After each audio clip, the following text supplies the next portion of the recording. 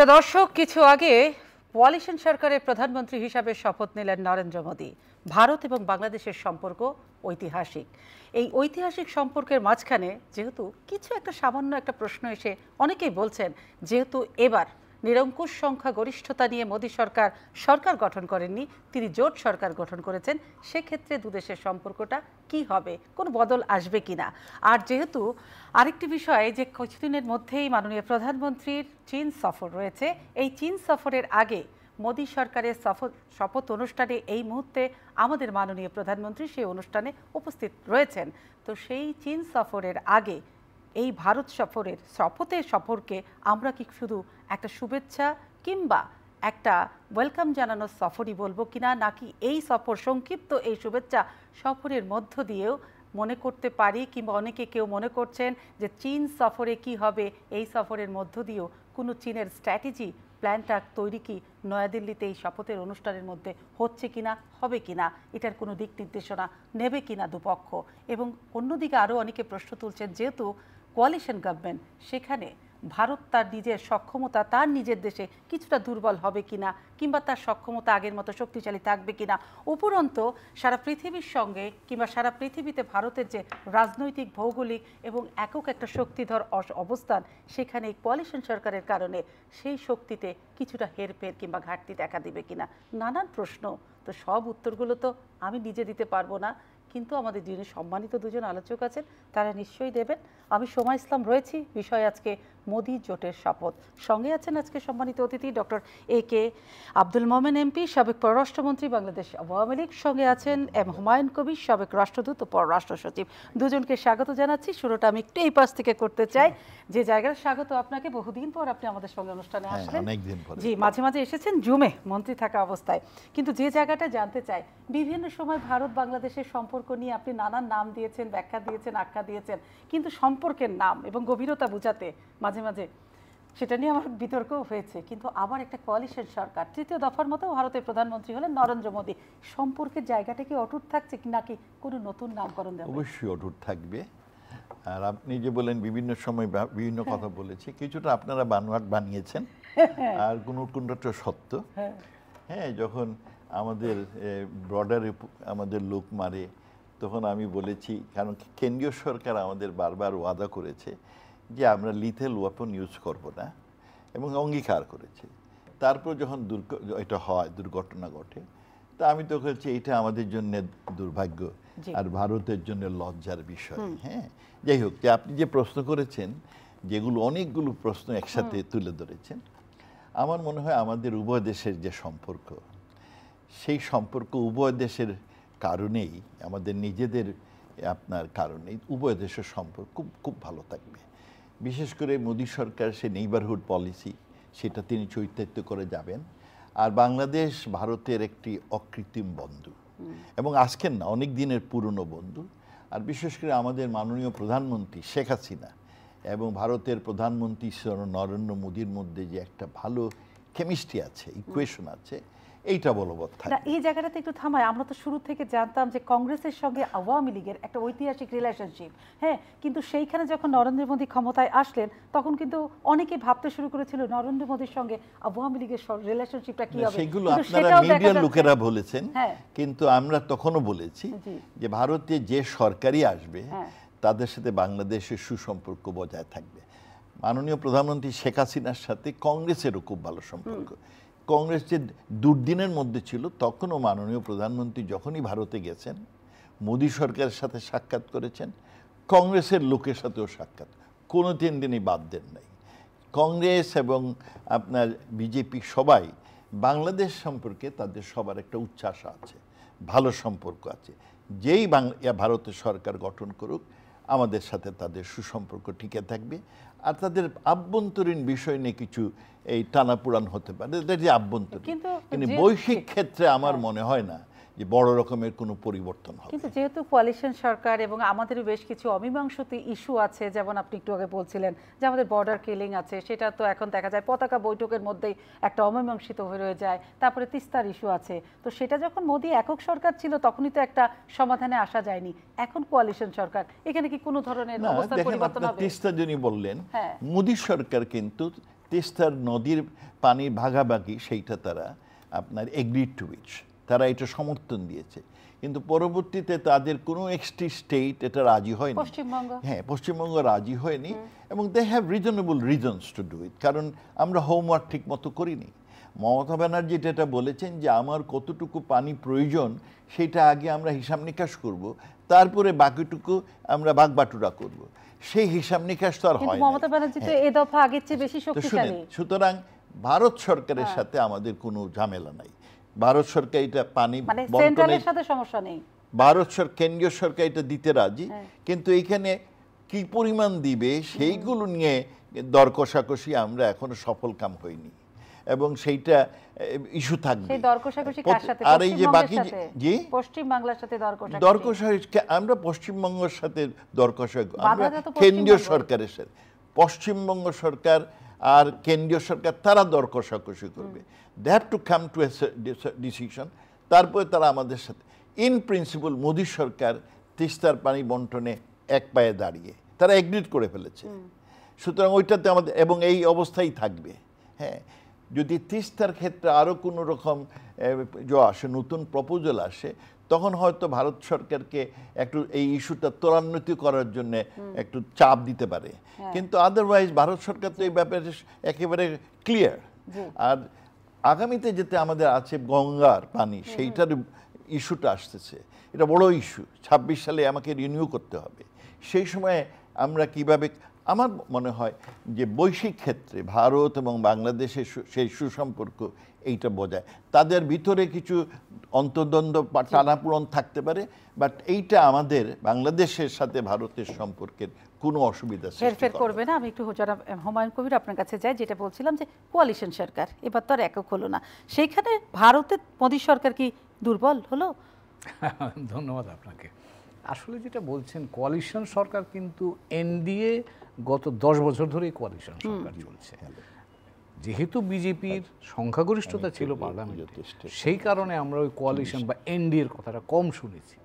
এখন যেহেতু তাদের সংখ্যা গরিষ্ঠতা পায়নি, সেই জন্য তারা এখন এই টিডিপি এবং জেডিইউর সাথে মিলে এবং শিবসেনা ওই দিক থেকে মহারাষ্ট্র থেকে এদেরকে নিয়ে তৈরি করতে হয়েছে। এখন সেই জায়গায় দুর্বল বলা যাবে না, তবে তাদের কর্মপদ্ধতিটার মধ্যে একটা পরিবর্তন আসতে পারে। তার কারণ হলো, যখন বিজেপি নিজের সংখ্যাগরিষ্ঠতা ছিল তখন বিজেপি সিদ্ধান্ত নিজেই নিতে পারত।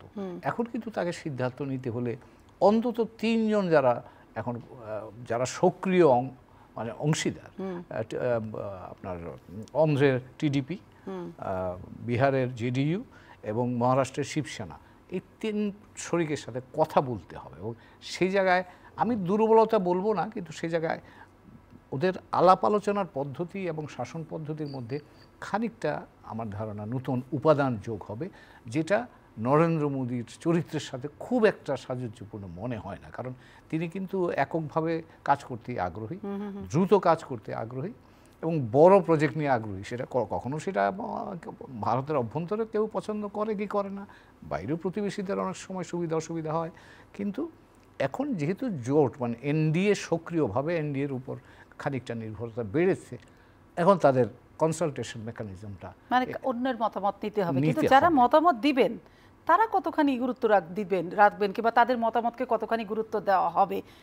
না, এটা দিতে হবে। তার কারণ হলো, তো বিজেপি 240-41-এ দাঁড়িয়ে আছে।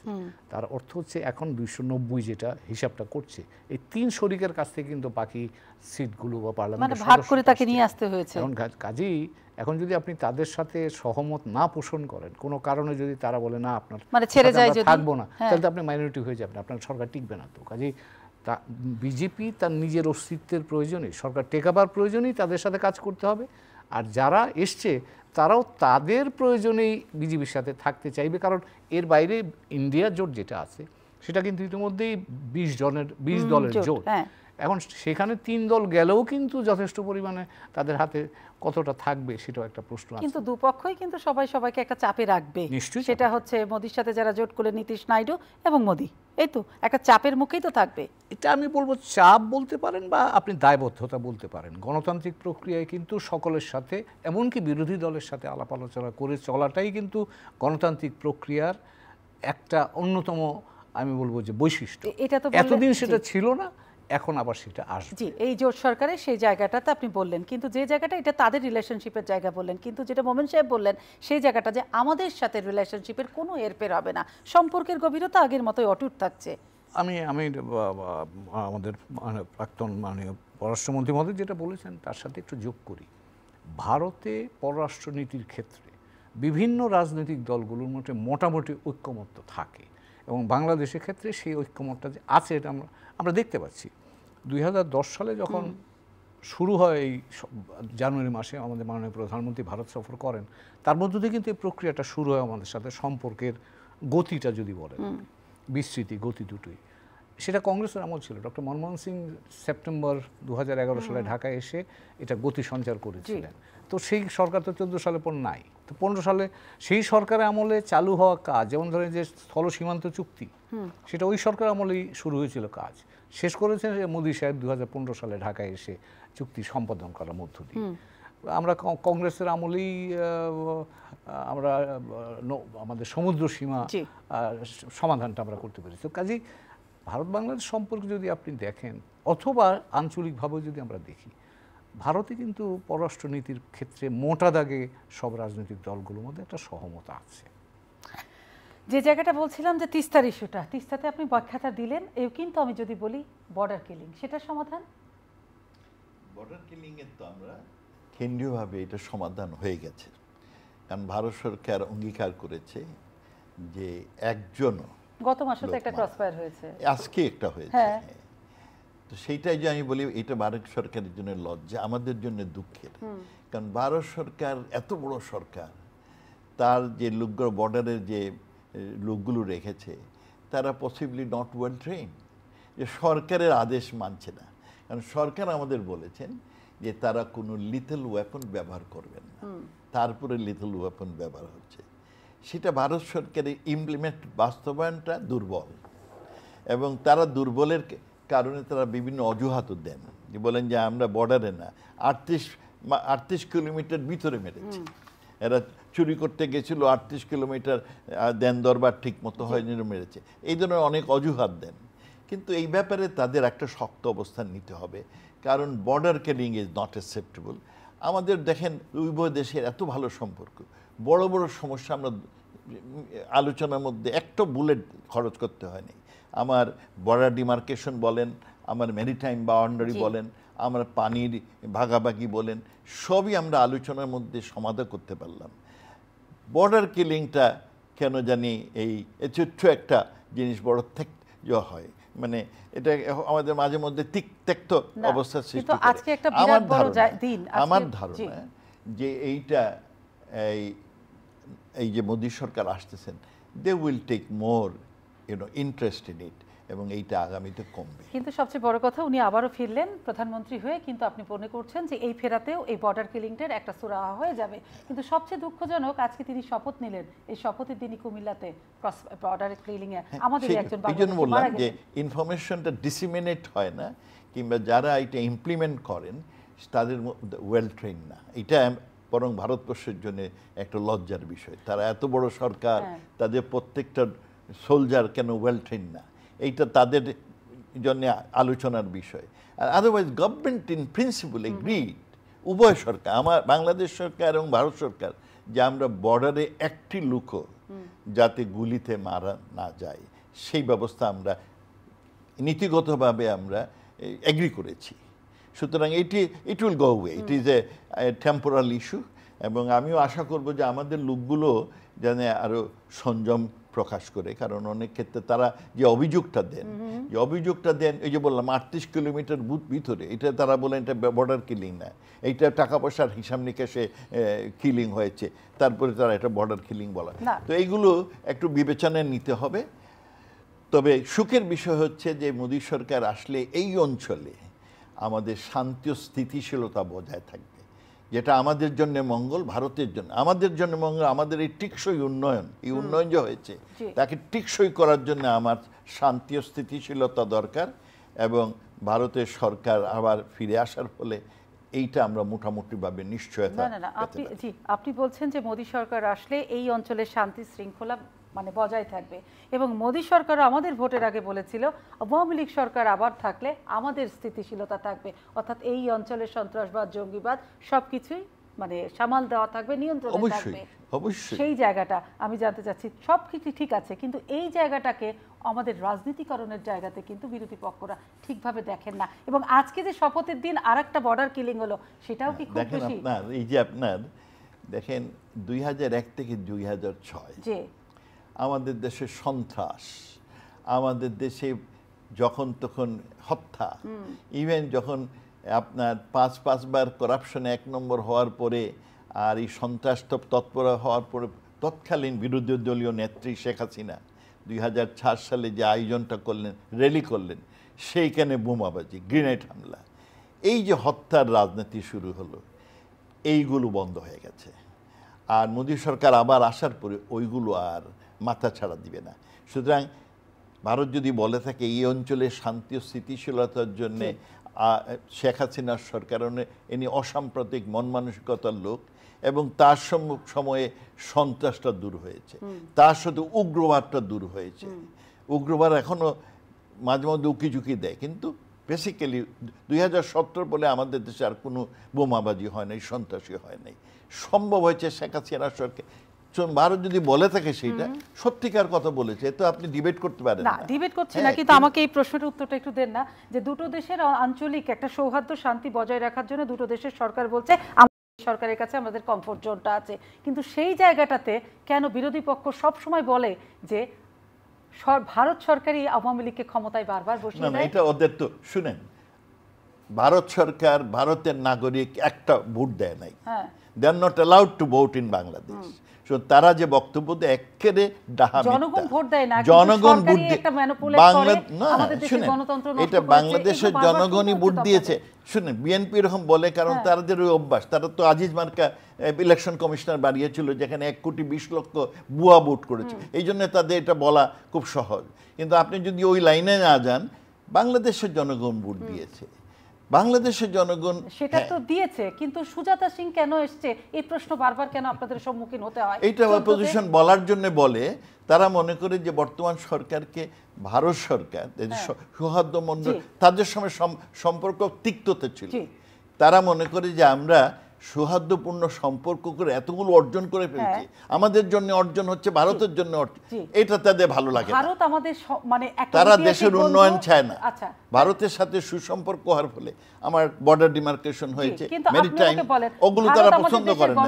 আপনার সাকসেস অপোজিশন আপনার সাকসেস অপোজিশন পছন্দ করে না। কিন্তু এই কথাটা তো আপনাদেরকে বারবার শুনতে হয়, তাই তো, যে ভারত আমাদের দেশের গণতন্ত্র নষ্ট করেছে, এইটা কি বলবেন? ভারত পৃথিবীর মধ্যে সবচেয়ে বড় গণতান্ত্রিক দেশ, আবার প্রমাণ করেছে। কিন্তু অন্য দেশ নষ্ট কি করেছে? শুনেন, অন্য দেশ ক্ষতি করে, আমাদের দেশ কোনো ক্ষতি করে নাই। তাদের বরং পদাঙ্ক অনুসরণ করে আমাদের যদি অপোজিশন কাজ করতেন। দেখেন, ভারতে ইন্টারনাল সমস্যা আছে, দলাদলি আছে, কিন্তু ইলেকশনে সব দল নির্বাচনে এসেছে, কেউ বর্জন করেনি। এই ধরনের শিক্ষা আমাদের অপোজিশনের নেওয়া উচিত। না, আমি যেটা জানতে চাই, আমাদের দেশে তাহলে গণতন্ত্রটা নষ্ট করেছে কে? বিরোধী পক্ষ যে বলে ভারত, এখন তো গণতন্ত্র এসেছে, ভোট বর্জন করেই নষ্ট করেছে গণতন্ত্র। তারা অবশ্যই ভোট বর্জন করে গণতন্ত্রকে দুর্বল করেছে। তবে নতুন মডেল যেগুলো আমেরিকান প্রমোট করে, যে মডেল, আপনার আমেরিকান মডেল দেখেন, আপনার ইজিপ্টে একটা করলো, ইজিপ্টে ব্রাদারহুডকে অ্যালাউ করলো না, তারপরে যিনি আসলেন সিসি সাহেব তাকে সাথে হাতে গ্রহণ করলেন। আপনার আমাদের প্রতিবেশী মায়ানমার, একটা বড় গোষ্ঠী রোহিঙ্গা, ওদের বুটই দিতে দিল না, আমেরিকান সাথে সাথে অংশচ্যুতি গ্রহণ করলো। Not only that, economic sanction withdraw করলো। আফগানিস্তানে দেখেন, তালিবানকে অ্যালাউ করলো না, ইলেকশনে পার্টিসিপেট করতে দিল না, আমেরিকান সেই সরকারকে গ্রহণ। এটা আমেরিকান মডেল। কোনো জায়গায় কোনো দল আসে না, it is their up to, অনেক জায়গায় আসতে দেয়নি। বাংলাদেশে তো সরকার তাদের সবাইকে আসতে দিয়েছে, কিন্তু ওনাদের রাজনৈতিক লিডারশিপের অপরিপক্কতার কারণে তারা নির্বাচনে আসেন নাই। নির্বাচনে আসলে তারা 50-60টা নিশ্চয়ই সিট পেতেন এবং তারা সত্যিকারের বিরোধী দল হওয়ার সৌভাগ্য। কিন্তু তাদের আপনার লিডারশিপের দুর্বলতার জন্য, অপরিপক্কতার জন্য তারা নির্বাচন, এবারে তাদের শিক্ষা নেওয়া উচিত ভারত থেকে, যে এত কেজরিওয়ালের মতো গেলে ঢুকে দিয়েছে, ইলেকশন বয়কট করেনি, কেউ ইলেকশন বয়কট করে। গণতান্ত্রিক দেশে সরকার পরিবর্তনের একমাত্র হাতিয়ার হচ্ছে ভোটাভুটি। তার মানে বিরোধী পক্ষগুলোকে সরকারি পক্ষ যতই দমন পীড়ন করুক না কেন, হান্টার চালাক না কেন, ভোটে থাকতে হবে, অবশ্যই ভোট ভোটে বর্জন থাকতে, করা যাবে না। অবশ্যই ভোটে আপনারা যা থাকতে। খুশি তাই করবেন, ভোট ছেড়ে দেওয়া যাবে না। জনগণ, আপনি জনগণকে এত অবমূল্যায়ন করেন কেন? জনগণের রায় কখনো মিথ্যা হয় না। আপনার জনগণ যখন ভোট দেয় তারা সজ্ঞানে ভোট দেয়, বুঝছেন? আমাদের ইতিহাসে, বাংলাদেশের ইতিহাসে বাংলাদেশের লোক অশিক্ষিত হইতে পারে, কিন্তু তারা সব সময় খাঁটি লোককে ভোট দিয়েছে। হ্যাঁ, যে একটা মানুষ তার নিজের সংসার চালাতে পারে, he or she knows how to vote. আপনি জনগণকে এত তোয়াক্কা করেন না, অত মানে ফেলে দেন কেন? অপোজিশনের ধারণা যে বিভিন্ন নিপীড়নের কারণে জনগণ তাদের ভোট দিবে না। দেখেন এলএফের মধ্যে বঙ্গবন্ধু ইলেকশন করেছিলেন, তাদের তখন বাসা হিসাব ইলেকশন করে না, এই জন্য যে আর্মির সরকার তিনি করবেন না।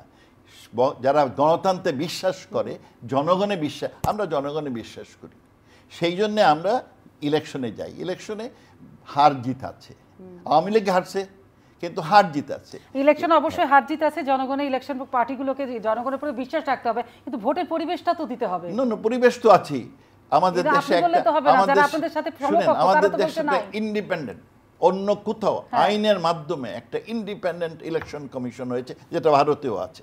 ভারতে একটা ইন্ডিপেন্ডেন্ট ইলেকশন কমিশন আছে, তাকে তো বিশ্বাস রাখতে হবে, আস্থা রাখতে হবে। এখানে আস্থা না রাখার কোনো কারণ, দেখেন এই ইলেকশন কমিশনের আন্ডারে, আস্থা হারালে আস্থাও তো আনতে হবে। ইলেকশন কমিশন আন্ডারে আমার জেলায়, যেখানে ইদানিং না গত বছরে, সেখানে মেয়র হয়েছে কে? এই ইলেকশন কমিশন ছিল, আওয়ামী লীগ সরকার ছিল, বিএনপি মেয়র হয়েছে। এইবারে যদি ওই লোক দাঁড়াতো, সে হয়তো আবার জিততো। এবার তার পার্টি তাকে দাঁড়াইতে দেয় নাই, সেই জন্য তারা একটা মেয়র হারালো। কিন্তু উনি মানুষ তো জনগণের উপর বিশ্বাস, আপনার খুব প্রিয় ছিলেন, কাছে ছিলেন আরিফ সাহেব, আপনার খুব প্রিয় ছিলেন, he is a doer, he is a good man, এবং জনগণ তাকে এই জন্য বারবার নির্বাচিত করেছে। আমি বললাম এইবারও যদি দাঁড়াতো, আওয়ামী লীগের জন্য জিতা খুব কঠিন হতো। কারণ কি? সে জনগণের কাছে যায়, তা এখন তার দলটার জনগণ থেকে বিবর্জিত। জনগণের কথা যদি না বলেন আর তাদের সাথে, দেখেন একটা আরেকটা শিক্ষা, দেখেন একটা মিনিট এখানে বলি, কংগ্রেসের কত 44টা গতবার ভোট পেয়েছে, ধ্বংস হয়ে গেছে, বলছিল আর কংগ্রেস কেউ নিয়ে আসবে না, কিন্তু তারা জনগণের কথা বলেছে।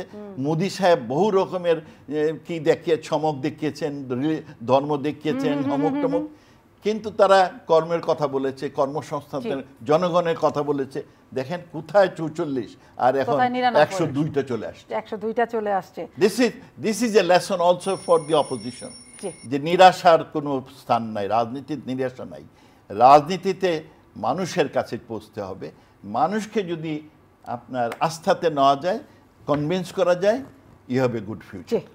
আমি আসবো আপনার কাছে, যেমন হুমায়ুন সাহেব যেটা শুনছিলাম, ওনার কাছে অনেক প্রশ্ন, কিন্তু যেটা জানতে চাই, আজকে মোদি শপথ হয়ে গেল, কিন্তু আমরা যখন বর্ডার কিলিং নিয়ে কথা বলছি, তিস্তা ইস্যু নিয়ে কথা বলছি, তখন কুমিল্লাতে বিএসএফের গুলিতে আর এক বাংলাদেশি নিহত হয়ে গেছে।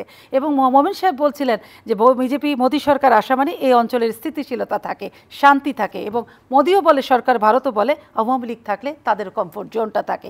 কিন্তু দুটোই যদি শান্তি শৃঙ্খলা দুটো পক্ষ থাকে, তাহলে মাঝখানে যে বর্ডার কিলিংটা, সেটাতে তো অশান্ত হয়ে যায় এবং বিদ্বেষের জায়গা তৈরি করে। এদেশের মানুষের মধ্যে একটা ক্ষোভ জন্মায়, বিরোধী পক্ষগুলোর মনে আর একটা ক্ষোভের উস্কানি আসে। ধন্যবাদ আপনাকে। আসলে আপনি যেটা বলছেন, আমি দেখি আমার মতো করে। জি, শান্তি যেটা বলেন, এটা দুই লেয়ারে হয়। একটা হচ্ছে আপনি প্রাতিষ্ঠানিকভাবে শান্তি, যারা যখনই ক্ষমতায় থাকে তখন তারা শান্তিকে নিজের মতো করে ব্যাখ্যা করতে করে সেটা। আরেকটা হচ্ছে যে মানুষ, সাধারণ মানুষ যারা এই প্রক্রিয়ার সাথে যুক্ত নয়, তারা বাইরে থেকে কীভাবে দেখে। তবে এটা আমাদের মাননীয় মন্ত্রী মহোদয় যেটা বললেন, যে এই জিনিসটা, সীমান্ত হত্যাটাকে মানুষ একদমই পছন্দ করে না, এবং দুই দেশের সম্পর্কের যত প্রাতিষ্ঠানিক ব্যাখ্যাই আমরা দিই, সাধারণ মানুষের কাছে কিন্তু এটা একটা দৃষ্টান্ত যে তারা আমাদেরকে বন্ধু হিসেবে গ্রহণ করে না। প্রচন্ড নেগেটিভ একটা ইমপ্যাক্ট। আমি আরো একটা জিনিস বলি এখানে, দেখেন সীমান্ত বর্ডার ম্যানেজমেন্টের উপর আমাদের দুই দেশের কিন্তু চুক্তি আছে। আপনি কেউ যদি দোষী হয়, তাকে আপনি ধরতে পারেন, প্রক্রিয়া আছে, তার মাধ্যমে ভারতে বিচার করা যায়, বাংলাদেশে বিচার করা যায়, সেগুলো কিন্তু আছে। তো দোষী যদি হয়, ধরেও যদি নিই আমি যে যারা ক্ষতিগ্রস্ত হচ্ছে বা মারা যাচ্ছে তারা দোষী মানুষ ধরে নিচ্ছি তর্কের খাতিরে, তাকে তো অন্যভাবে ট্রিট করা যেতে পারে, তাকে আপনি আটকে রাখতে পারেন, তাকে বিচার করতে পারেন, তার শাস্তি দিতে পারেন।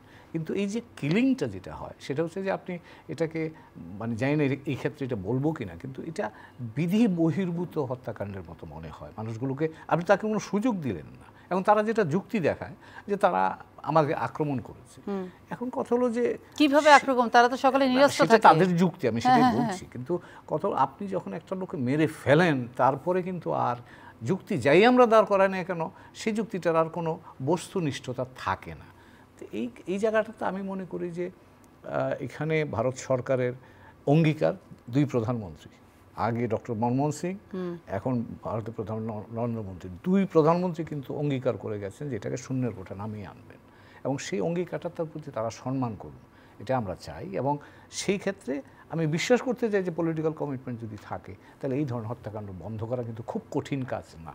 এখন সেই জায়গাটায় তাদেরকে আরেকটু সক্রিয় হতে হবে। আমি মাননীয় মন্ত্রীর সাথে একেবারে একমত যে সেখানে তাদের দিক থেকে আমরা আরও সক্রিয়তা দেখতে চাই, এবং এটাকে বন্ধুত্বের নিদর্শন, তারা যদি বন্ধু ভাবে আমাদেরকে, তাহলে এখানে এই জানমালের ক্ষতিটা হওয়া একেবারে উচিত। বন্ধু সবসময় রাষ্ট্রীয়ভাবে এবং মানুষের যে সম্পর্কটা সৌহার্দ্যের জায়গা, সেটা কিন্তু প্রতিবেশীকে আমাদের স্বাধীনতার বন্ধু থেকে শুরু করে রাজনৈতিক কারণে এত নেইবার সবসময় কিন্তু এদেশের মানুষ এই দেশকে রাজনৈতিক কারণে না, এমনি অনেক কারণে বন্ধুই ভাবছে। কিন্তু আজকে শপথের দিন যখন আমার দেশের একটা নাগরিক মারা যায় আবার বর্ডারে, তখন এটা কি বার্তা আসে, কি বার্তা দেয়? বার্তাটা সুখকর বার্তা নয়। তবে এখানে আমি আরও একটা জিনিস বলি, আসলে আমি তো কলকাতায় কাজ করেছি 2 বার, ভারতে আমি অনেকদিন কাজ করেছি, আমি নিজে এইসব এলাকাগুলো ঘুরবার সুযোগ আমার হয়েছে পেশাগত কারণে। ভারত এবং বাংলাদেশের সীমান্ত, পুরো 4000 কিলোমিটার সীমান্ত জুড়ে যদি আপনি যান, এই সীমান্ত এলাকাটা কিন্তু অনুন্নত এলাকা, অপেক্ষাকৃতভাবে আমাদের অন্যান্য এলাকার চেয়ে অনেক, এবং সেটা ভারতের দিকেও কিন্তু একই রকম। এবং এই এলাকাগুলোতে এই যেটা ভারত যেটা দাবি করে যে এখানে ক্রাইম হয়, তো যদি তাই হয়, আমি মনে করি যে একটা হচ্ছে দুইভাবে এটাকে হ্যান্ডেল করতে পারি। একটা হচ্ছে যে ভারতের দিক থেকে এই হত্যাকাণ্ড যাতে না ঘটে তার জন্য প্রোঅ্যাক্টিভ অ্যাকশানে যাওয়া, এটা হচ্ছে একটা অঙ্গীকার আছে, সেটাকে বাস্তবায়ন করা। দ্বিতীয় আরেকটা যেটা হতে পারে, আমরা অনেক সমস্যার সমাধান করেছি, ছিটমহলের কথা মনে আছে আপনাদের সকলেরই, ছিটমহল নিয়ে কিন্তু আমরা অনেক লোকজন এক্সচেঞ্জ হয়েছে, ছিটমহল সমস্যার এখন নাই। ঠিক একইভাবে এই যে সীমান্ত এলাকা দুই দেশের, এই অ্যালং দ্য এই যে বর্ডার, আমরা কিন্তু দুই দেশ ইচ্ছা করলেই আমরা এই অঞ্চলকে অর্থনৈতিকভাবে সমৃদ্ধ করার জন্যে বা স্বাভাবিক জায়গায় নিয়ে আসবার জন্যে আমরা কিন্তু কাজ করতে পারি। এবং সেটা যদি করা যায় তাহলে আমার ধারণা যেই দারিদ্র্য বা যে কারণে এই ঘটনাগুলি ঘটছে, মানুষের জানমাল ক্ষতি হচ্ছে, সেই কারণটাকে আমরা দূরীভূত করতে পারি। তা আমি বলবো যে এই বিষয়টা আমরা চিন্তা করতে পারি কি না। একটা হচ্ছে নেগেটিভলি আপনি যাতে না ঘটে তার জন্য উদ্যোগ নিলেন, আর পজিটিভলি যাতে দুই দেশের মানুষই, কারণ এটা সীমান্ত এলাকায় এদিক ওদিক মানুষ যাতায়াত করেই, এবং সেটা সামাজিকভাবে বহু যুগ ধরে চলছে। এখন শুধু আমরা রাজনৈতিক লাইন টানার কারণে এটাকে আমরা স্মাগলিং বলি, এটা ওটা বলি। তো এই বাস্তবতাটা স্বীকার করে নিয়ে দুই দিকে, সীমান্তের দুই দিকে আমরা মানুষের জন্য কর্মসংস্থান, অর্থনৈতিক সমৃদ্ধির জন্য উদ্যোগ নিতে পারি কিনা, এটা বোধহয় আমার মনে চিন্তার মধ্যে রাখা দরকার, এবং তাইলে হয়তো এই সমস্যা আমরা আলোচনা আমরা প্রায় শেষ করে এসেছি। কিন্তু আমি আলোচনাটা যেটা নিয়ে আমরা শুরু করেছিলাম, শপথের অনুষ্ঠান, একটা অভিষেক যাত্রা, নতুন সরকারের নতুন করে যাত্রা, কিন্তু সেই যাত্রায় আমাদের নাগরিক হত্যা হলো আবার কুমিল্লার বর্ডার সীমান্তে। কিন্তু সেই জায়গাটায় আজকে শুরুর দিনটা, এটা আপনি কি বার্তা দিবেন? এই শুরুর দিনটা মোদী সরকারের কেমন হলো? একটা বাংলাদেশিকে মারতে হলো না, এটা বললাম যে বর্ডারের ক্ষেত্রে কিছু দুর্বলতা আছে, এবং সেইটা ভারতের জন্য লজ্জার বিষয় আর আমাদের জন্য দুঃখের বিষয় যে আমাদের লোক একজন মরে গেল। এই বর্ডারে দেখেন, ভারতের অন্য বর্ডারে এরকম লোক মরে না, শুধু বাংলাদেশ ভারতের বর্ডারে আমরা এত বন্ধু প্রতিম দেশ, সেইখানে এই যে দুর্ঘটনা ঘটে, এটা লজ্জার বিষয়, ভারতের জন্য লজ্জা। তোরা এত বড় শক্তিশালী সরকার, আর তোমরা তোমাদের সরকার প্রধানের আদেশ মান্য করতে পারো না। আমরা কেন কঠোর হতে পারি না? আমাদের অবস্থানটা কেন কঠোর না? না, আমাদের অবস্থান এটা কঠোর কোনো কারণ নাই। এই যে ওখানে চলে আপনি কি করবেন? আটকাবেন লোকটাকে? আপনি বলছেন বাংলাদেশের আটকে রাখবে যাতে ওখানে না যায়? তাহলে ইন্ডিয়ান গভর্নমেন্টের কথা যদি নির্দেশনা, কেন বর্ডারের যারা সোলজার তারা মানে না? তারা কার কথা মানে? কারা কত মানে না? আপনি বলছেন যে বিএসএফ যারা, তারা হচ্ছে সেন্ট্রাল গভর্নমেন্টের নির্দেশ না মানছে না, তারা মানে না। মানছেন না, তার প্রমাণ লোক মেরে ফেলতেছে। হ্যাঁ। তাদের কেন্দ্রীয় সরকার প্রধান বলেছেন যে কেউ লিথাল ওয়েপন ব্যবহার করবে না। সরকার প্রধান বলেছেন, দুই দেশের সরকার প্রধান, যে আমার বর্ডারে একটি লোকও মারা যাবে না। তারপর যখন এগুলো ঘটনা ঘটে, তার মানে ওখানে কিছু দুর্বলতা আছে, এবং সেইটা আগামীতে আমাদের সরকারের প্রেসার দেওয়া উচিত যে তোমরা এই দুর্বলতা দূর করো।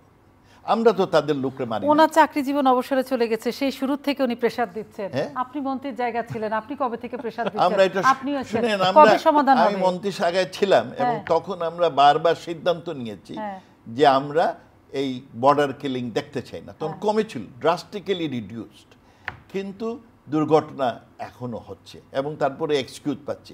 এক্সকিউজ, যেটা আমি আই এগ্রি উইথ রাষ্ট্রদূত হুমায়ুন কবিরের সাথে, যে যদি কেউ তোমার ক্রসিং করে ফেলে, কারণ স্বাভাবিক নিয়মে বর্ডারগুলো তো আগে এরকম ছিল না, তখন তাকে জেলে দাও, তার ধরো, তারপর একটা সিস্টেম আছে তার বিচারের, তার শাস্তি দেওয়ার।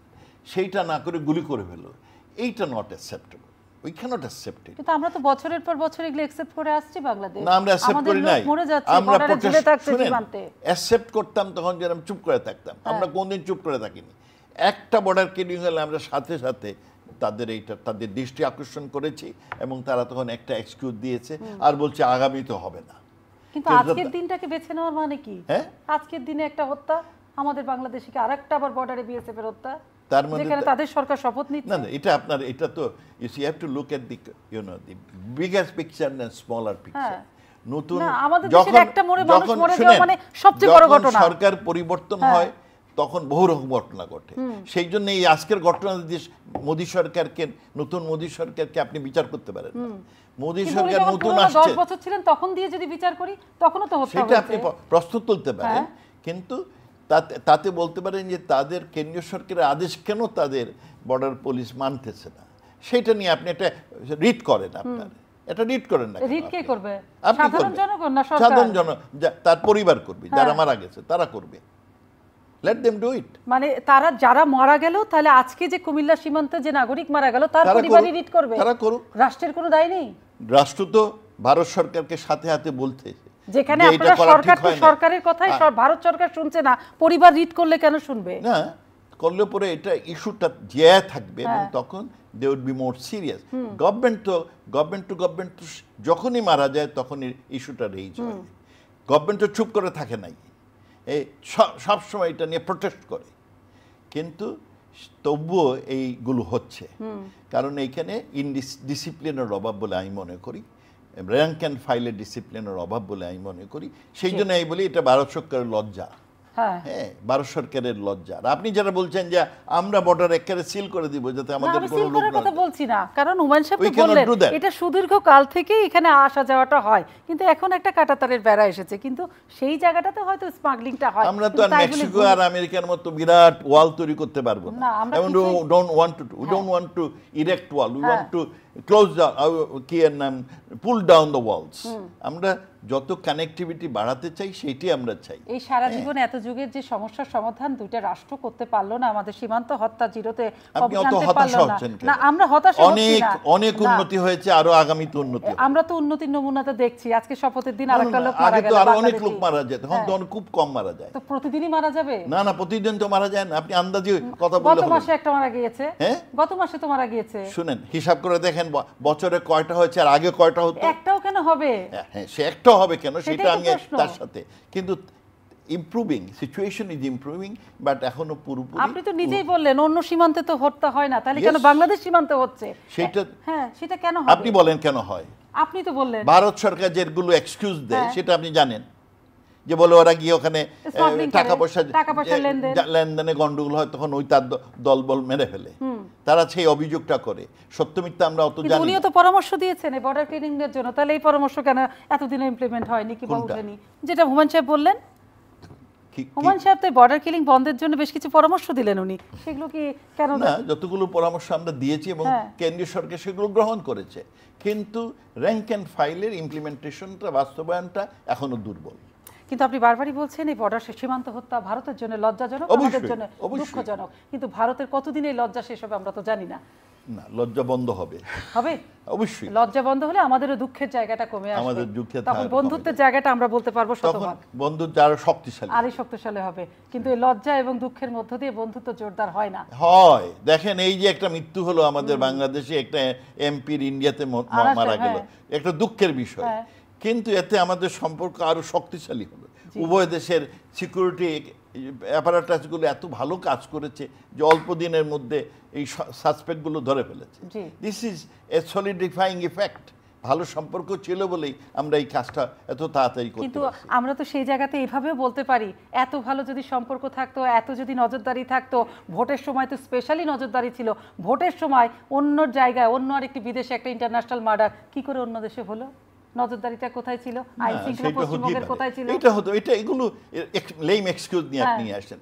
এটা একটা দুনিয়ার সব দেশে যখন তখন কোনো এই ধরনের একটা সিঙ্গুলার ইভেন্ট হতেই পারে। এখন পর্যন্ত তার ডেড বডি টুকরোটা পাওয়া যায়নি, কি ভয়াবহ পৈশাচিক হত্যাকাণ্ড। না কি পৈশাচিক হত্যাকাণ্ড এখন পর্যন্ত উনি তার প্রাইভেট ভিজিটে গেছে, তারে সেখানে তাদের দলবল কনস্পিরেসি করে নিয়ে গেছে, এরকম দুর্ঘটনা তো হতেই পারে। This is nothing to do with Indian government. যে লোককে ধরা এখানে পড়লো, আপনি ভারত সরকারকে কোনোভাবে দোষারোপ করতে পারেন না। ভারত সরকার কোনোভাবে দোষারোপ করছি না, কিন্তু একটা দেশে বাড়িঘর ভাড়া নিয়ে এরকম শত শত টুকরা করে ফেলা, স্থানীয় কোনো যদি সহায়তা না থাকে একাই করা যায়? না, এটা ডোন্ট থিংক যে সহায়তা আছে। আমি বলছি না যারা করেছে তারাই করেছে। মানে তারা ভারত সরকার সাহায্য নিয়েছে। ভারত সরকার কি কখনো এগুলোকে পেট্রোনাইজ করে? আপনি এগুলো বলতেছেন ভারত সরকার কেন ওটা আটকে, তারা জানতো না? তারা জানায় করেছে। ভারত সরকার দোষ দিয়ে লাভ নাই। এইটা আপনি পলিটিক্যাল কারণে হয়তো দোষ দিতে চাচ্ছেন। পলিটিক্যাল কারণে আমি দোষ দিতে চাচ্ছি না। আজকে যাকে অ্যারেস্ট করা হয়েছে সেটা আওয়ামী লীগেরই নেতা। সেটা হোক, সেটা বিচার তো সত্যিকার হওয়া উচিত এবং হচ্ছে। আর এই যে দুর্ঘটনা যেটা, সেই জন্য ভারত সরকার তো কোনোভাবেই আপনার রেসপন্সিবল। আমাদের দেশে যদি ভারতীয় এরকম একজন সংসদ সদস্য খুন হতো, তাহলে সে দেশের সরকার আঙ্গুল কার দিকে উঠাতো? আমাদের দেশের সরকার ব্যবস্থার দিকেই তো উঠাতো। আইন শৃঙ্খলার কি অবস্থা, তাহলে আমরা কি উঠাতে পারি না ওই দেশের আইন শৃঙ্খলা কেমন? People are not that partisan, you see. People are very fair and judicious. তারা বিচার বিবেচনা করে আপনার মতো একপেশি অভিযোগ বিচার তুলে। বিবেচনা আজকেই জনগণ করবে যে আপনি মোদির একপেশি শপথের অভিযোগ দিন, তুলতেছেন। যে না অভিযোগ আমি তুলছি না। যেমন আমাদের কোন দল একটা অভিযোগ করেছিলেন যে ভারত এই কাজ কেন, এটা ওখানে হলো কেন, তারা এটা ঠেকাইতে পারলো, পাবলিকটা গ্রহণ করেন, 1 পয়সার দাম দেয় না এই কথাতে। এটা তো বিরোধী পক্ষ সে প্রশ্ন তুলতেই পারে, না, 1 পয়সার দাম দেয় নাই, তার মানে দাম কি দিল এটা কি গ্রহণ দিল করবে না, না। দাম দিল কি দিল না সেই পারসেপশনে তো আমরা যাব না। আমাদের কাজ হচ্ছে প্রশ্ন তুলে দেওয়া, আপনারা সেটা সব পক্ষ খণ্ডন করবেন। এখন আমি সেই জায়গাতে গেলাম না। আপনার যে জায়গাটা সেটা হচ্ছে এই হত্যাকাণ্ড সীমান্ত অত্যন্ত ভারতের জন্য লজ্জার। এটাই হচ্ছে একটা স্ট্রং স্টেটমেন্ট, অবশ্যই লজ্জা। কিন্তু এই লজ্জার জায়গাটা থেকে আমরা মুক্তি চাই, আমরা দুঃখের জায়গা থেকে আমরা অবশ্যই মুক্তি চাই বলেই তাদের আমরা আঙ্গুল দিয়ে দেখিয়ে দিচ্ছি তোমাদের জন্য এটা লজ্জা, জি আমাদের জন্য দুঃখ যে আমাদের একটা লোক মারা গেছে, এটা আমাদের জন্য দুঃখ। কিন্তু তোমরা অঙ্গীকার করার পরে, একেবারে সর্বোচ্চ পরিসরে অঙ্গীকার করে তোমরা তোমাদের কথা রাখোনি, তোমাদের জন্য এটা লজ্জা এবং তোমাদের এই সিস্টেমের মধ্যে কোথাও গলদ আছে এবং ইউ শুড রেকটিফাই। জি, এই আলোচনা আমি এই পর্যন্ত সমাপ্ত করছি, কিন্তু আমি শেষে এসে দুজনের কাছে যে প্রশ্নটা রাখবো, অনুষ্ঠান একদম শেষ করতে হবে, সেটি হচ্ছে আপনার কাছে, মাননীয় প্রধানমন্ত্রী ফিরে আসলে তার তো চীন সাপোর্ট আছে এবং চীন এবং ভারত দুটোই তো একটা বৈরী রিলেশনের মধ্যে যাচ্ছে যতটুকু জানি বুঝি পত্রিকা থেকে, কিন্তু সেই দুটো দেশের সঙ্গে বাংলাদেশের আবার ভীষণ ভালো সম্পর্ক। কিন্তু যখন চীনে মাননীয় প্রধানমন্ত্রী যাবেন, তো সেই জায়গাতে আবার ভারতের একটা অনাস্থার জায়গা তৈরি হবে কিনা, এই জায়গাটা কিভাবে ভারত প্রধানমন্ত্রী চীন সাপোর্টটা কতটাখানি গুরুত্বপূর্ণ? দুইভাবে দেখা যায়। আপনি যেটা বললেন, আমরা যদি ভারত চীন সম্পর্কের মধ্যে ঢুকে আমাদেরকে বিবেচনা করি, তাহলে সেখানে আপনি হার্ডবার্ন হতে পারে, আইদার সাইড, যে কোনো দিকের হতে পারে। কিন্তু আমি মনে করি যে বাংলাদেশের সাথে ভারতের সম্পর্ক একটা ফ্রেম, আর চীনের সাথে আমাদের সম্পর্ক বাইলেটারাল রিলেশনশিপ এটা আরেকটা ফ্রেমে, এবং দুইটা ফ্রেমের প্রয়োজন কিন্তু ডিফারেন্ট। ভারতের সাথে আমাদের রিলেশনশিপের কম্পালশনস বা উপাদানগুলো একরকম, চীনের সাথে সম্পর্কের উপাদান একরকম, এবং এটাকে আমাদের দিক থেকে যদি আমরা দেখি, তাহলে আমি এই সম্পর্কের মধ্যে কোনো দ্বন্দ্ব তৈরি হোক সেটা আমাদের দরকার নেই এবং সেটা আমরা চাইও না। কিন্তু যদি এটা আপনি ভারত চীনের দিক থেকে দেখেন, তাহলে তো আপনি নিশ্চয়ই দ্বন্দ্বের মধ্যে পড়ে যাচ্ছেন। তো কাজে এখানে আমার ধারণা আমরা উত্তম কূটনীতি পরিচালনার মধ্য দিয়ে এবং সেই কাজটা আমরা সম্পন্ন করতে পারি, এবং সেটা করা অসম্ভব কিছু না। কিন্তু তো কাজেই আমার কাছে যেটা মনে হয় দুইজনকে আমার প্রয়োজন, এখানে আইদার অরে যাওয়ার। দুইজনের মন কি করে রক্ষা করবে একজন? আমার দুইজনের মন রক্ষার দরকার নেই, দুইজনের কাছে আমার অবস্থানটাকে যদি আমি সঠিকভাবে তুলে ধরতে পারি তাইলেই সে কাজটা করার সময়। আমি ভারতের দৃষ্টান্ত দিয়ে আপনাকে বলছি, ভারত ইউক্রেন যুদ্ধের পরে মার্কিনিরা রাশিয়ার বিরুদ্ধে অনেকগুলো স্যাংশন দিয়েছে। সেই স্যাংশনের আওতা থেকে কিন্তু ভারত মার্কিন যুক্তরাষ্ট্রের সাথে আলাপ আলোচনার মধ্য দিয়ে রেয়াত নিয়ে বা কনসেশন নিয়ে সে রাশিয়ার কাছ থেকে তেল কিনছে। তাতে কিন্তু দেখেন আপনি, ওরা রাশিয়া ইউএস ওখানে কনফ্লিক্টে জড়িয়ে আছে, কিন্তু এইদিকে ভারত কিন্তু দুজনের সাথে সম্পর্ক বজায় রেখেছে। তো কীভাবে রাখলো? বাণিজ্য তার ব্যাখ্যা, তার প্রয়োজনটা তাদের কাছে ব্যাখ্যা করতে পারার উপরেই নির্ভর করে, এবং সেখানেই কূটনৈতিক উৎকর্ষতা আপনার দরকার, আপনার আন্ডারস্ট্যান্ডিংটা দরকার, এবং রিলেশনশিপের নেচারের যে তফাৎটা আছে এটা আমাদের বুঝতে হবে। যদি না বুঝে আমরা ভারত চীনকে এক করে ফেলি এবং সেখানে আমরা ঢুকতে যাই, তাহলে কিন্তু আমরা বিপদগ্রস্ত হওয়ার আশঙ্কা থাকবে। আমি এই জায়গাটা মোমেন সাহেবের কাছে নিয়ে অনুষ্ঠান শেষ করব। ভারত এবং চীনের যে দ্বন্দ্ব আছে সেইখানে তিনি যেটা বলছেন, আমাদের অবস্থানটা আমাদের বোঝাতে হবে, অর্থাৎ একটা উৎকৃষ্ট ডিপ্লোমেসি দরকার। সেই জায়গায় আমরা কতখানি আছি? আমি আমাদের রাষ্ট্রদূত হুমায়ুন কবির সাথে একমত যে ভারতের সাথে আমাদের দেশের সম্পর্ক আর চীনের সাথে আমাদের একেবারে ভিন্ন প্রেক্ষিত, আর ওদের মধ্যে ঝগড়াঝাটি থাকতে পারে, is their headache, not mine. আমি ওখানে আপনার মাতব্বরি করার কোনো সুযোগ নেই। আমরা আমাদের স্বার্থ দেখে চীনের সাথে সম্পর্ক করব, আমরা আমাদের স্বার্থ দেখে এবং ঐতিহাসিক কারণে ভারতের সাথে সম্পর্ক করব। আমরা উভয় দেশে আমাদের নিজেদের তাগিদে আমরা সম্পর্ক, দুজনকে আমরা চাই, এবং তাদের আমরা কোনো কম্প্যারিজনের মধ্যে আনতে চাই না, দে আর সেপারেট। আর সেখানে আমরা যে ডিপ্লোমেসি চালু করেছি, প্রথমত আমরা ডিপ্লোমেসি চালু করেছি সবার সাথে বন্ধুত্ব। সুতরাং চীন একসময় আমাদের শত্রু ছিল, আর এই ডিপ্লোমেসিতে কোনো দেশ মানে চিরকালীন শত্রুও না, চিরকালীন বন্ধুও না। নিজের দেশের স্বার্থে সময় সময় বন্ধু হয়, শত্রু হয়। ভারত আমাদের আপনার জন্ম থেকেই বন্ধু, আর আমাদের প্রতিবেশী সবচেয়ে বড় রাষ্ট্র, তাদের সাথে আমাদের আত্মাক সম্পর্ক আছে। চীন আমাদের বিরুদ্ধে ছিল, কিন্তু তাদের সাথে আমাদের উন্নয়নের সহযোগী হিসাবে তারা আমাদের নিয়েছে। আমরা খুব লাকি। আর ভারত যতগুলো জিনিস দিতে পারবে, চীন সবগুলো আপনার চীন যেগুলো দিতে পারবে, ভারত অনেক ক্ষেত্রে ওখানে দুর্বল থাকতে পারে। ভারতের সাথে উনি যেটা বলেছেন, ভারতের সাথে আমরা তাদের বুঝায় বলতে পারি যে এই অবস্থার কারণে আমরা, বোঝানোর দরকার নাই, আমাদের অ্যাকশনে তারা বুঝবে যে আমরা কি কারণে কার সাথে কি বন্ধুত্ব করছি। আমরা যেভাবে চলছি, আমার মনে হয় যে আমরা তাদের প্রবলেম সলিউশনের জন্য আমরা না, উই ডোন্ট ওয়ান্ট টু এখানে নিগোশিয়েটে। আমরা আমাদের সাথে দুজনের সাথে সুসম্পর্ক আমাদের নিজেদের থাকে, এবং এই অবস্থা আমরা যদি চলি অন প্রিন্সিপল, উভয় দেশ আমাদের পছন্দ করবে এবং করছে। কিন্তু এই উভয় দেশের আমাদেরকে পছন্দ করছে এবং করবেও, কিন্তু মাঝখানে আমেরিকা না, মাঝখানে আমেরিকাও করবে। আমেরিকার মেইন আক্রোশ হচ্ছে গিয়ে চীনকে একটু দমায় রাখা, সেটা তাদের পলিসি স্ট্র্যাটেজি। কিন্তু এই চীনকে দমাতে গিয়ে কোয়ালিশন সরকার কি কোনো একটা ইম্প্যাক্ট ফেলবে নাকি, যেহেতু একক না মোদী সরকার? না, আমার মনে হয় না যে ভারতের বৈশ্বিক যে পলিসি সেটা খুব বড় রকমের পরিবর্তন হবে বলে আমার মনে হয় না। কারণ ভারতের যে পলিসিগুলো, these are based on values and principles. আমাদের foreign policy is based on values and principle. আমাদের হঠাৎ করে পরিবর্তন হয় না। সুতরাং আমার মনে হয় না এই কোয়ালিশনের জন্য ভিতরে কিছু উল্টাপাল্টা এইসব হতে পারে। কিছু যেগুলো প্রজেক্ট হয়তো নিয়েছেন মোদী সরকার, এটা কমাতে পারেন, বাড়াতে পারেন। These are their headache, it is nothing to do with us. কিন্তু আমার মনে হয় বৈশ্বিক সম্পর্ক আমরা দেখেন আমেরিকার সাথে আমাদের সম্পর্ক ভালো। আমেরিকা চায় আমরা তাদের একটু লেজুর হই, আমরা লেজুর হইনি। দে ভ্যালু দি প্রিন্সিপল। আমরা লেজুর হই এই জন্যে আমরা বলি যে আমরা সবার সাথে বন্ধুত্ব, আমার নন লাইন ব্যালেন্স পলিসি আমরা করতে চাই। তোমাদের সাথেও আমরা বন্ধুত্ব করি, ভারতের সাথেও করি, চায়নার সাথেও করি, এবং এইটাতে তারা আমাদের গ্রহণ করেছে। এই জন্য বন্ধু হিসেবে বহুমাত্রিক সম্পর্ক। আমরা আমেরিকার সাথে বহুমাত্রিক সম্পর্ক।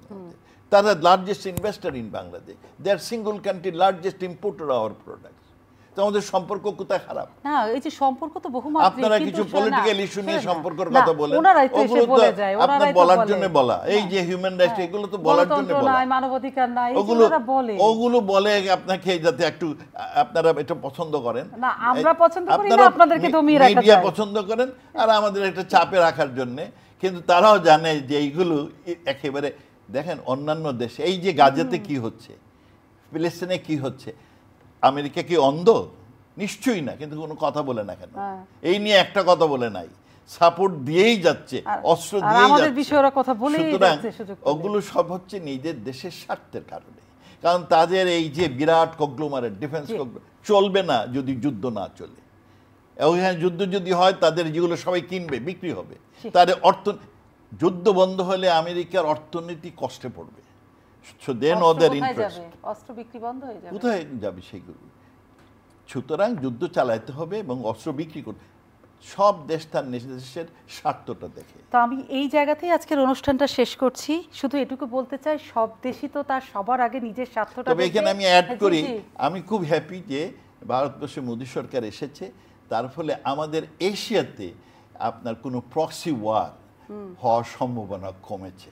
জি, প্রক্সি ওয়ার হওয়ার সম্ভাবনা কমেছে, হ্যাপি হয়েছেন, এবং দুটো দেশের সম্পর্ক আগের মতো গভীর অটুট থাকবে, সেটা সকলেই চাই, কারণ আমাদের সে শুধু রাজনৈতিক বন্ধু না, আমাদের স্বাধীনতার বন্ধু এবং আমাদের সবচেয়ে কাছের মানুষ, সবচেয়ে অনেক কিছু আমাদের সঙ্গে মিল আছে। সুতরাং ভারতের জায়গাটা একদম অন্যান্য জায়গার চেয়ে, অন্যান্য দেশের চেয়ে ভারত বাংলাদেশ সম্পর্ক একদমই আলাদা, এবং যে কোনো দেশ সবার আগে তার স্বার্থ দেখে, তার জনগণের কথাই ভাবে। সুতরাং আজকে মোদী সরকারের আবার তৃতীয় দফা তিনি প্রধানমন্ত্রী হলেন, কিন্তু এই তৃতীয় দফা প্রধানমন্ত্রী হওয়ার মাঝখানে যে একটা দুঃখজনক ঘটনা আবার সীমান্তে হয়ে গেল, অর্থাৎ বিএসএফের গুলিতে বাংলাদেশের একজন নাগরিক নিহত হলেন, সেই জায়গাগুলো আমাদের সম্মানিত যে আলোচক ছিলেন তারা কিন্তু স্পষ্টভাবে বললেন এটি ভারতের জন্য লজ্জা, এবং এই লজ্জার জায়গাটা যেদিন পুরোপুরি নিরসন হবে সেদিন কিন্তু সাধারণ মানুষ বলি এবং বিরোধী পক্ষ বলি সেই জায়গা থেকে, বিরোধিতার জায়গা থেকেও অনেকখানি দূরে সরে আসবে, কারণ সীমান্ত হত্যা কিন্তু একটা বড় বিরোধিতা করার একটা বড় জায়গা, এবং সেই জায়গাটা আজকে আবার নতুন করে শুরু হলো কিনা সেটা আমরা জানি না। তবে আমরা চাই আমাদের দেশের কোনো মানুষ হত্যার মধ্য দিয়ে আরেকটি দেশের সঙ্গে যেন রিলেশনশিপের কোনো ঘাটতি না হয়। আমি আজকের মতো বিদায় নিচ্ছি। আরও একবার আমাদের সম্মানিত আলোচক যারা ছিলেন তাদেরকে ধন্যবাদ জানাচ্ছি, যারা সঙ্গে ছিলেন এতক্ষণ তাদেরকে শুভরাত্রি জানিয়ে আমি সোমা ইসলাম বিদায় নিলাম। ভালো থাকবেন সকলে।